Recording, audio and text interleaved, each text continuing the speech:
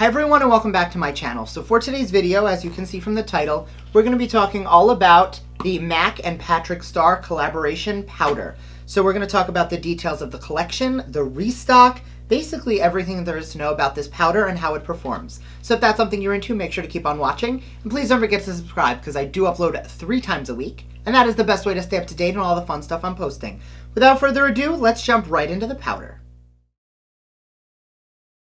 So I did use this powder today, and we'll get to the application of it in a little bit. First, let's talk packaging. So this powder does retail for $38. I don't believe it is sold out yet, but it very well might be when this video does go up. When they initially launched this powder, it was in a typical glass component, plastic component with a black lid and your typical sifter inside. When they restocked it, Patrick, I guess, decided to do a little bit more of a fun holiday packaging. That being said, I definitely prefer the original packaging. This is cardboard. There is no screw, so this could very easily open up in your bag. It comes with a, again, very gimmicky powder puff, which I did use it. I mean, it works for depositing color. But then you have your sifter right here, and this is your powder. I don't know about you, but I personally prefer to have a screw top or something I can use. This is not something I feel like I will ever travel with. It does come with 14.5 grams of powder, and it is definitely a stunning packaging, don't get me wrong. But all things considered, the ability to travel is a little more important to me. I don't mind if something is in just a standard package. It doesn't need to be so over the top. I understand that it is Patrick's 5th and final collection with MAC, so he did want to be a little bit more extra, and I get that. But that being said, I definitely wish the packaging was a little more travel friendly. Now to the actual product. First, you will notice that the skin is very glowy today. We are looking very dewy. I used my normal primers. I used my normal setting sprays. The only difference was I used this powder instead. And you will notice, and I'm going to take a little bit now because I wanted to do this as a live swatch. You will notice that this powder has a little bit of a sheen to it. You see how it's going to catch the light as opposed to diffusing the light and making it look matte?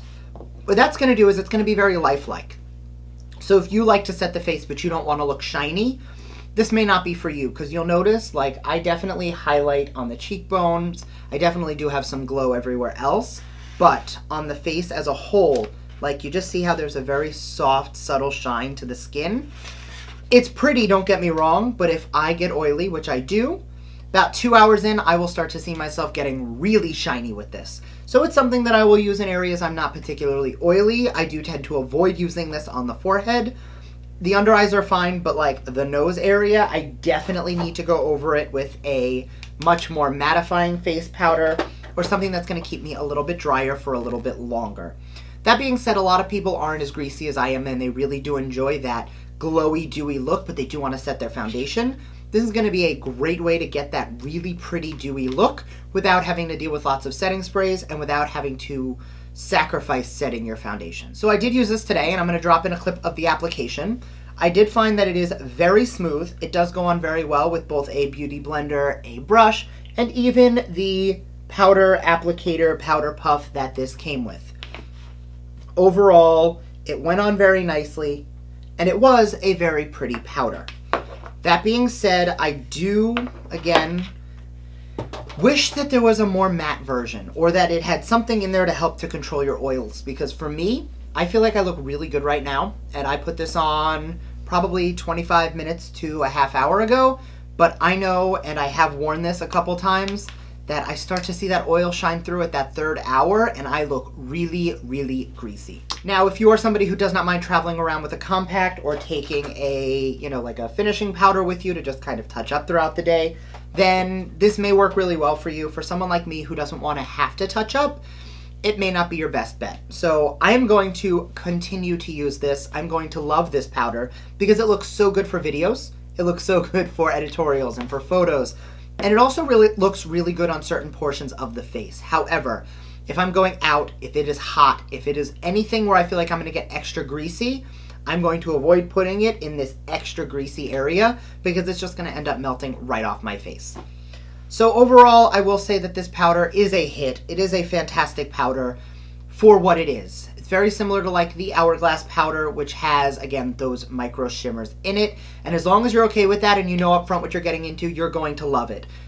If you don't, and you're expecting a flawless matte finish, this may not be for you. So all in all, I hope you enjoyed this video. If you did, make sure to give it a thumbs up and let me know in the comment section down below. Did you pick this up? Will you be picking this up? And what do you like about it? Because again, the packaging is adorable. It is gorgeous.